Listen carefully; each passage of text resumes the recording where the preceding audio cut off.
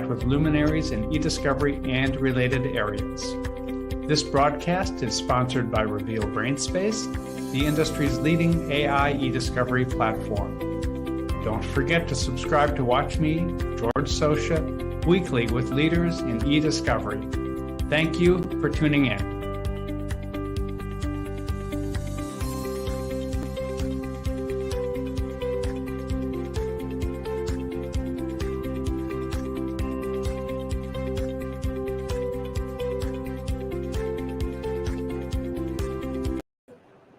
Welcome to eDiscovery Leaders Live, hosted by ACEDS and sponsored by Reveal.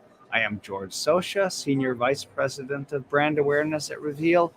Typically, each Friday morning at 11 a.m. Eastern, I host an episode of eDiscovery Leaders Live, where I get the chance to chat with luminaries in eDiscovery and related areas. I say typically because this is day 4 at ILTACON in National Harbor in Maryland. This is episode I don't know how many of this week. As with all other episodes, however, this one will be available on the Reveal website. Go to revealdata.com, select resources, then select eDiscovery Leaders Live. My guest for this episode is Stephanie Clerkin. She is Director of Litigation Support at Korein, did I get it? Korein. Korein. So close. So close. Almost. I just practiced this 5 minutes ago and I got it wrong. I just won $100. No, there just you go. joking. 200 or more. Korein Tillery, one of the country's leading plaintiffs' complex litigation firms. At the firm, she leverages over 15 years of experience in finance, consulting, and data analytics to manage massive litigation projects, as well as dealing with the firm's e-discovery platform in so many different ways. Working with all departments in the firm, she has to understand how to bridge the gap between the legal teams and IT personnel to make sure she can streamline e-discovery efforts and design cost-effective solutions for clients. All of this means she's responsible for the processing, analysis, review, and production of numerous terabytes of ESI. Stephanie is an ACEDS certified e-discovery specialist, and she is a member liaison for the St. Louis ILTA community, having served on the conference planning committee as well for ILTACON 2018 and 2019. Currently, she is a strategic I'm a strategic A. Okay. Yeah. A strategic partner liaison for ILTA and Relativity. She's also a member of Women in E-Discovery, the Sedona Conference, and on the steering committee for the St. Louis Relativity User Group. Outside the office, we're not done yet. There's more. Wait, there's more. She dedicates countless hours to several community organizations, including the Make-A-Wish Foundation. So, Stephanie, welcome. Thank you for having me. I might need to add some more extracurriculars to my I think so. To my activity. It just wasn't enough there. No. So I'd like to start because, as we can tell from that intro, you've got a lot of different areas that you've been covering over time. You're working in finance, consulting, data analytics, and now legal over the last 9 years. How do you bridge all of that? So what's crazy is, I just had my 9-year anniversary at the firm, which does not feel like it's been 9 years. And my first job out of college was in a public accounting firm, but in their consulting group. And when I did have some exposure to legal. Idea of size? I mean, so major, one of the biggest regional law firms, or not law firms, regional accounting firms at the time. So there was 350 people-ish when I was there. In my department, maybe there were some mergers in the department, so between 20 and 60 people at the time. But I was on one of the projects I'd work on there was damage models, and my the partners there I worked with would testify to the damage models. So that was my little bit of link to working with attorneys on the expert side. And I ended up getting on a case that at the time was the biggest in that company's history for, working on a litigation type project and experts. And it lasted 1.5 years. And when it ended, I realized I can no longer go back to these quick little 2-week projects. I liked massive amounts of data. Yep. I had helped form at that firm the data analytics group within our kind of consulting group, and would use a program we had to run payroll and invoicing and all of the accounting, the audit side's data through it, just as part of their audit to see if there were any anomalies. And sometimes that led to a full-blown fraud forensics project. So when I started, though, at Korein Tillery, my role didn't exist. I was brought on as a project manager because their cases just kept getting bigger and bigger, and there was no one in a formalized project management role. About how many attorneys were there at the firm at the time? 25-ish. Okay. Pretty similar to what it is now. Yeah. But with a major caseload, right? Yes, High-end and litigation. not a very... Kind of when I started, they were upgrading the current e-discovery system, but there wasn't just one person who knew how to use any of it. Right. Different people did enough to get by, but it was hitting kind of that turning point of we need something better and something that, mainly a liaison that got all of these different siloed kind of teams talking to each other. So that's kind of where I came in. So you were brought in new to legal. Yes. They were bringing you in new to all of this. So it was new, and you had to put those together. Yeah, it's St. Louis. I'm in St. Louis. St. Louis is a 1 degree of separation from everybody, and my former bosses actually referred me to where I am now because his friend worked as a partner at the firm. He's no longer even there, but he was kind of my connection. And I laughed because my interview was like 45 minutes with just 2 people, and it had really nothing to do about technical skills. It was all the interpersonal, and we hear you're good at getting people to talk to each other when they don't want to. And that was, now you're like shocking knowing me. Well, I'm sure at the end, that was a good way to interview you, because that was probably more important than any technical skills you brought with you at the time. Because and I say it now, I can probably learn something if you give me enough time to just figure it out, and I can teach anybody of it anything if they want to learn. But it's hard to teach. How do I make these people talk to each other? So, but yeah, here we are 9 years later and still learning the industry. But so we're going. Go back to that 9 years ago point, because I'm curious. Here you came, as I said, without legal experience or expertise, to a firm that had no experience or expertise having someone in that role. How did you all figure that out? What it should be and make it happen?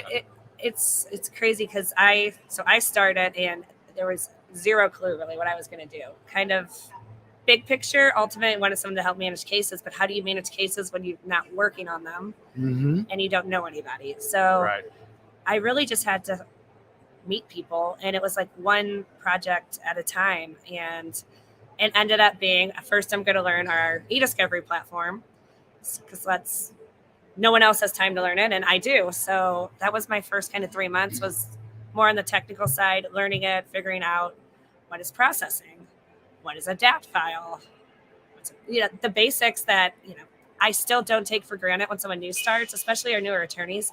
They have no idea what that is. And I still remember being that like deer in the headlights. I have to use this to put data in this. So some empathy there. Yes.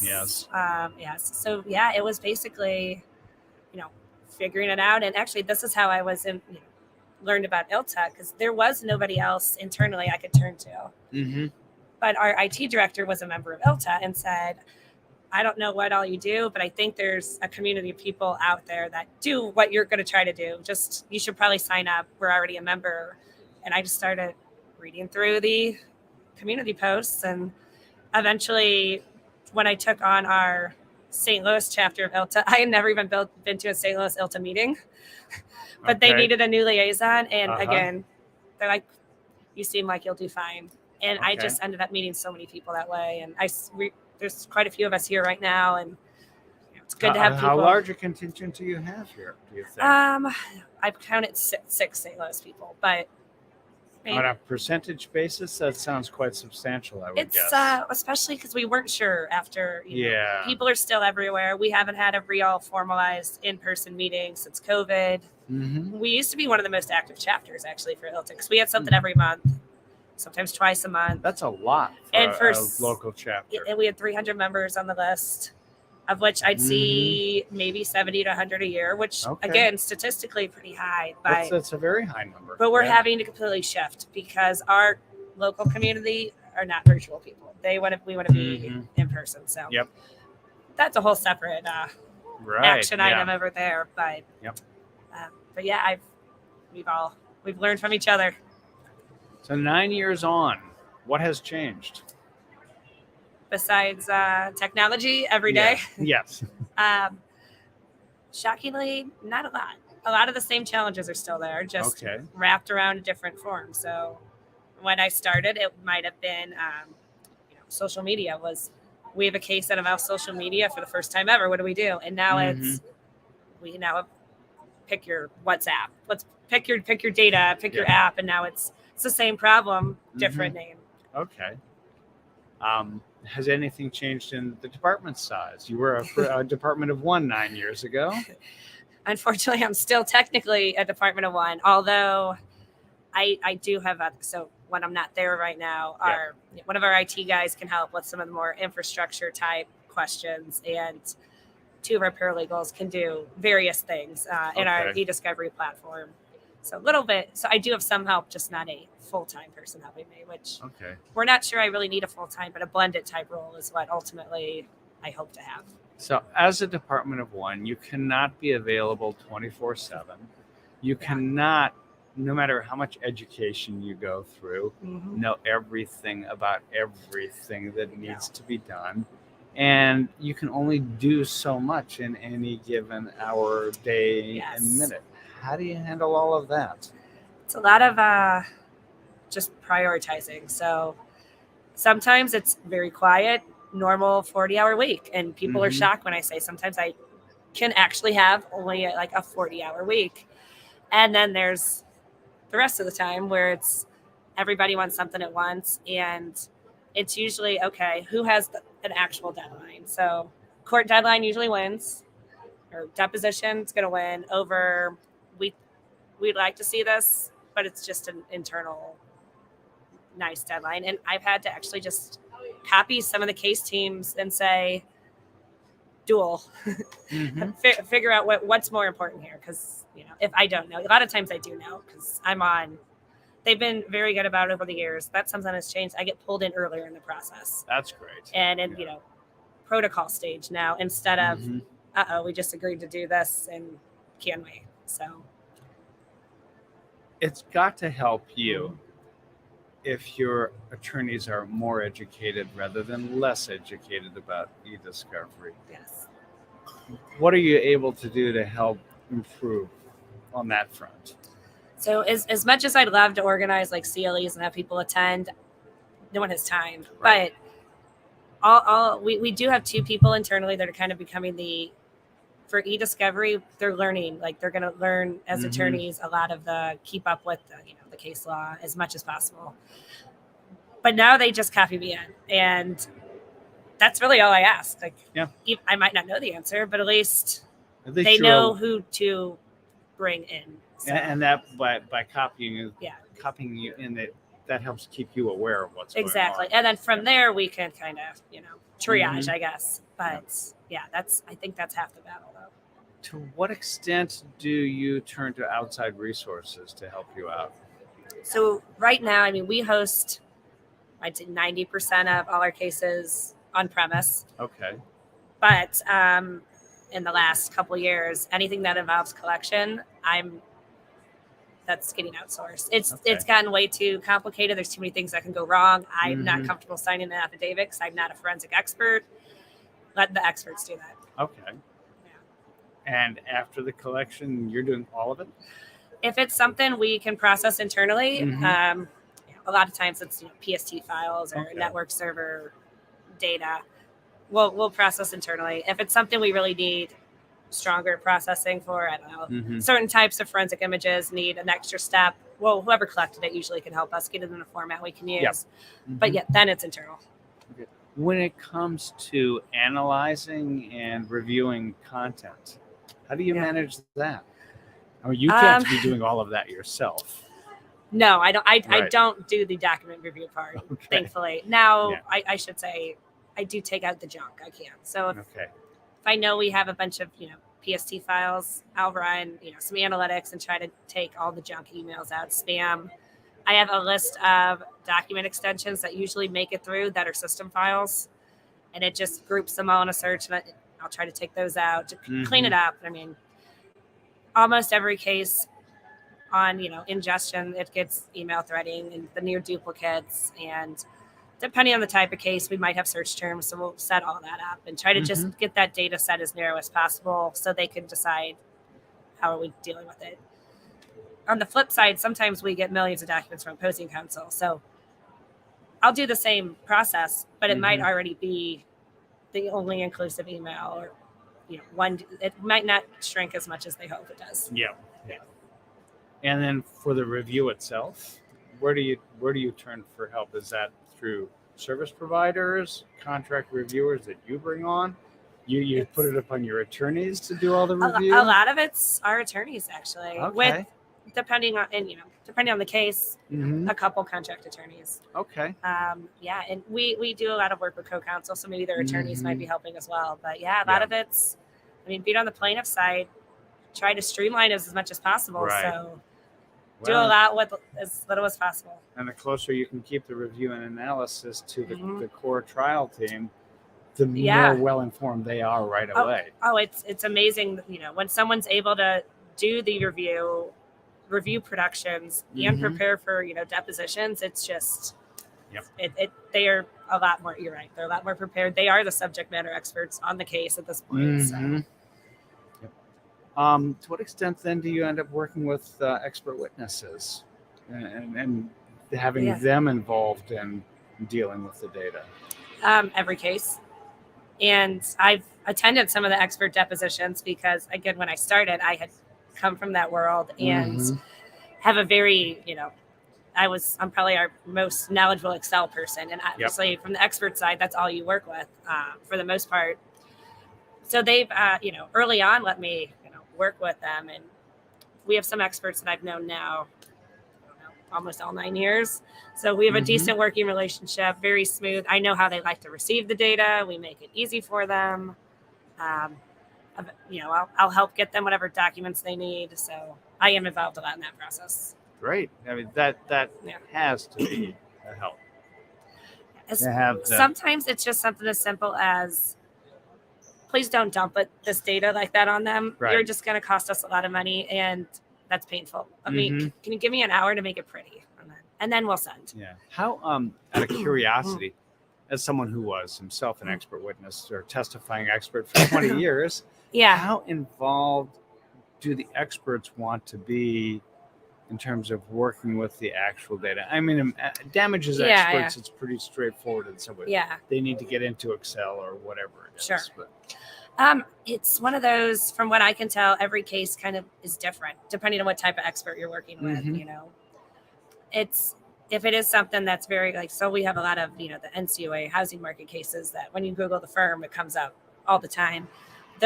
We're so data intensive because it's mortgage files. And not just that, the security around, you have people's mortgage files set up. So we had to set, there was a whole, secure sharing process, and it was very critical what exactly was sent. So that's, luckily I was involved early on, and we were able to do a lot of that in Excel. And but it was very tedious, and there was a very specific process we had to use, which is where I ended up. So my session I did Monday here at ILTA was about automating the boring stuff. A lot of the tips I shared were created because of that very unique process in those cases. And then I realized, this can be applied for so many other things. As you have become more well-known and want to keep yourself well-known within the firm, and then through ILTA and we and other activities gotten more well-known, you have, of course, however we want to use the language, been building your own personal brand. Yeah. Right? What tips and pointers do you have? So I owe a lot of mine to really just LinkedIn, actually, as a starting point. When I started getting involved with ILTA a lot in like 2016, 17, I'm off a year. Maybe it was 15 at this point. Yeah. But I mean, we're all I off know. 2 years anyway in our calculations. I had a LinkedIn account because when I was, graduating college, it was like the thing to do is you graduate and you set it up. So I mean, mine's pretty old now, but I didn't use it actively use it until then. And then I started, realizing there's some people I've never met on here that I keep seeing them post, blogs and white papers. I'm like, so I'd message them and say, I really enjoyed, X. If you ever have time, I'm trying to learn, pick your topic. Can I pick your brain? And some of this turned into some of my, friends now, years later. And as people move from, different roles, different firms, it's that network just kind of grows. And once I started kind of doing some of the speaking engagements and, just webinars or here or pick a conference, it just kept, growing. So, and it really came back to, I was kind of scared to post early on. What do you post on LinkedIn? Very boring. Right. And then I started just going back to, the authenticity piece of, I posted photos from our groups, our, ILTA local groups, and then maybe some memes, to liven it up. And that was more on point than me just sticking to traditional, check out this article I found. Dry content. Yeah. So yeah, it evolves. I probably, if you ask me that question, I'm sure I'll have another answer next year because everything changes so quickly in that world. Great. Well, any final thoughts or comments to share with folks? If anyone is, ever, worried about attending a conference or worried they're not going to know anybody, you might not know anybody your first day of these events, but by the last day, you'll have 200 new friends and technically like 3,000 because this community is so welcoming. That's the one thing that kind of shocked me. I was finance as an undergrad. I used to go to some of the local meetups, and people don't like to knowledge share as much when you're in the finance world because you get into some very specific trading strategies, and there's some art that people don't want to share. And then here it was the reverse. Take all of this, that way you can help me. And that's kind of the approach I've been trying to do is share it. If I somehow work myself out of a job, then I guess it's time to find something else. But I don't think we're there yet. I think there is no risk that you, a department of one, supporting an active practice in a major litigation. I actually got this question Monday is, are you ever worried you're going to automate too much and you're out of a job? And I said, I would actually love to automate myself out of a job because that means I probably struck gold and I'm going to make some money here. And I think I can pretty much guarantee you, no matter how much you automate yourself, you're going to find there's yet more for you to do. You're just automating the stuff you don't want to do anyway. So, Well, great. Yeah. Thank you, Stephanie. Yeah, thanks for chatting. And it's actually nice. We've seen each other how many times this event, but now we actually got to talk. Right. Yeah. And then seen each other how many times on Zoom over the last couple of years, and finally back in person. Exactly. Yep. So. Well, Stephanie Clerkin is Director of Litigation Support. Let's see if I can get it correct here or lose another $500. I don't know. I'm going to get it wrong, but it's Korein or Korein? Apple core, like a core and ein. Korein. The core, I remember. The apple core, that's and then fine, ein like fine. Fine like fine. Korein. Yeah. Korein Tillery. Well, I am George Socha. This has been eDiscovery Live, hosted by ACEDS and sponsored by Reveal. Stephanie, thank you so much. Thank you as well. And have a great remaining few hours. Where are we at? Yes. ILTA. Yep, exactly. Okay. Thank you.